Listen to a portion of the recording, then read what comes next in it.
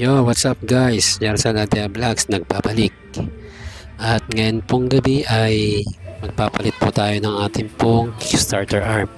Kasi po sa kasamaang palad, ito po ay ninakaw. Doon po sa pinagpaparkingan ko sa trabaho. So, wala po CCTV doon. Di po ma-review kung sino po yung may gawa o sino po yung nagnakaw ng Kickstarter arm. Kaya ngayon, umorder na lang tayo sa online para may balik at makapagpalit na rin po ng ating starter arm. Yan po, susubukan po natin itong ilagay. Panoorin po natin guys.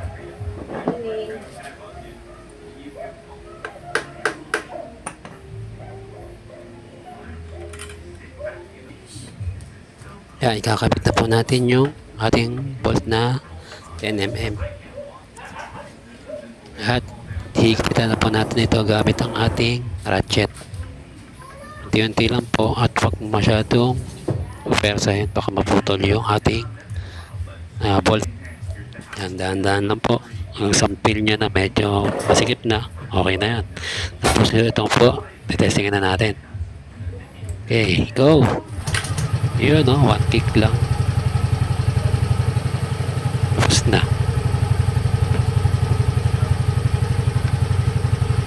Okay, salamat pa sa panonood.